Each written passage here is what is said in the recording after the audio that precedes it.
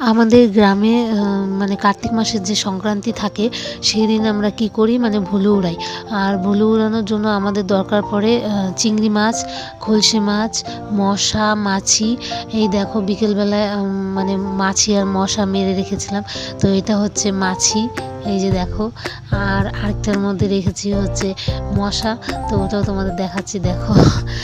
আমি জানি না তোমরা এটা মানে এগুলো নিয়ম জানো কি না জানো। তো এটা হচ্ছে মশা। তো আমাদের এখানে কিন্তু গ্রামে প্রত্যেকটা বাড়িতেই এই ভুলু উড়ানো হয়। এটার মানে হচ্ছে মানে মশা মাছি নাকি আর থাকে না বুড়া বুড়িদের মতে, কিন্তু যদিও এটা সত্যি না, তবুও মানে পূর্ব দিনের কিছু রীতি রেওয়াজ, তো সেগুলো মেনে চলার চেষ্টা করে, আর আমার মা এখনও মানে। তো দেখতেই পারছো আমি পাটকাঠি দিয়ে যোগ চিহ্নর মতো বানিয়ে নিয়েছি।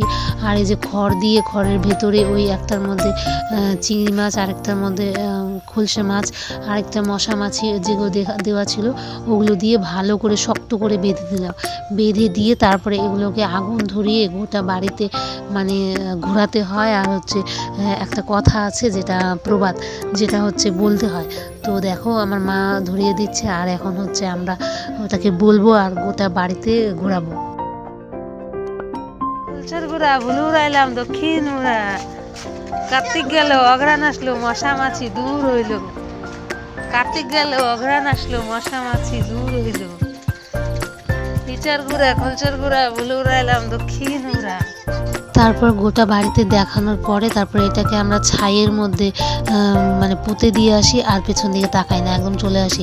আর আমার সঙ্গে আমার পাশের বাড়ির ভাই এবং আমার বোন গেছিলো, তো ওদেরকে সঙ্গে নিয়ে গিয়ে ওটাকে জমির শেষে পুঁতে দিয়ে আসলাম। তো এই ছিল আমাদের আজকের ভুলু।